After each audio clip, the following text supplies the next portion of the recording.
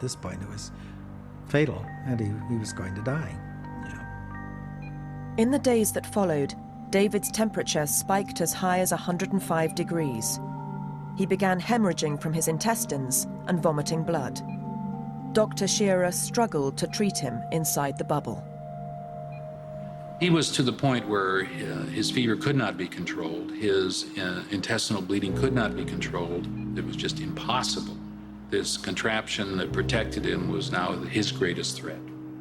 It had to go. It had to go. Shearer told David that it was time to leave his bubble. On February the 7th, 1984, David began to make his way out.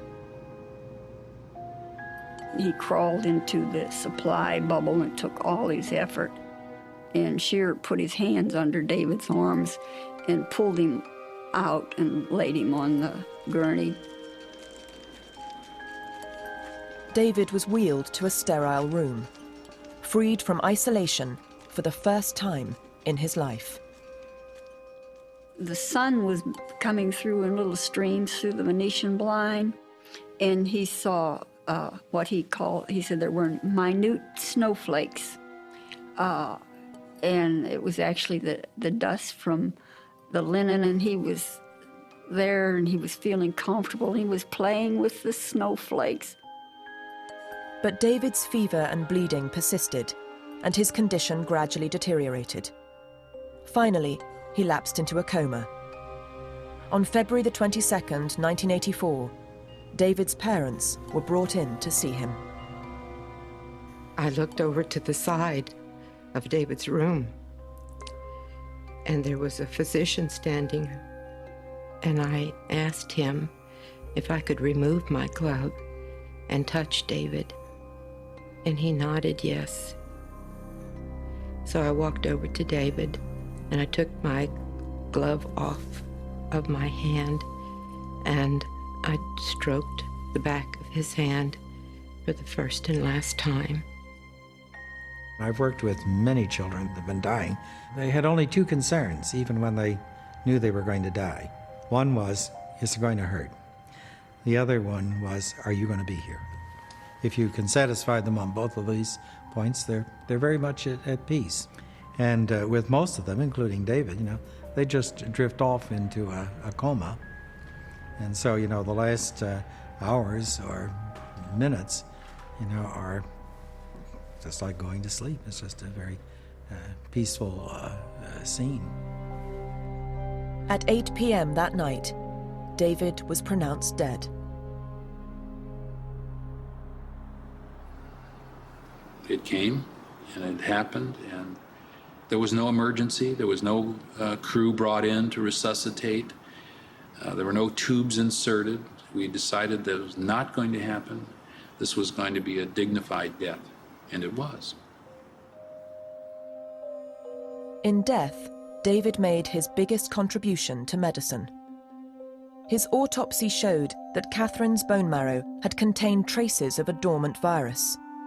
Once inside David's defenseless body, the virus had spread rapidly, producing hundreds of tumors. It was the first direct proof that a virus can cause cancer. But there were many other discoveries attributable to David's unique existence. And if these discoveries had done little to help David, they have helped to treat thousands of other immune-compromised children. But the debate continues as to whether David himself had paid too high a price for the advancement of medicine. David was almost certainly the first human guinea pig in history.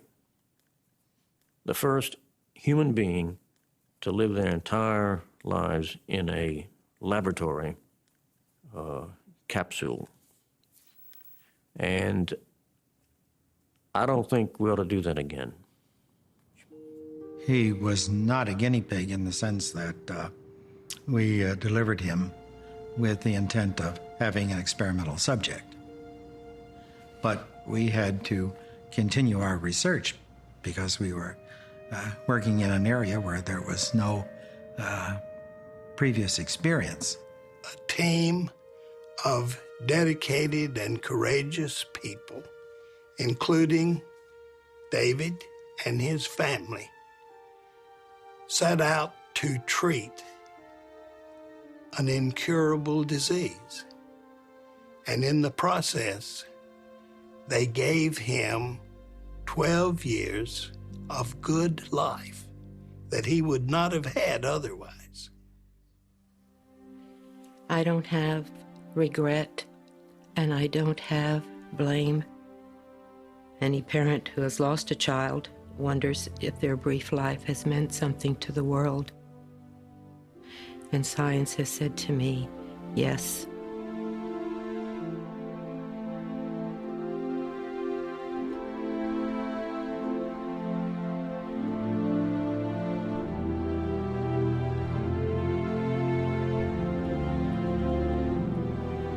You can find out more about this remarkable story at channel4.com/science. Well, next tonight, could internet dating be the reason why a young woman has gone missing without a trace?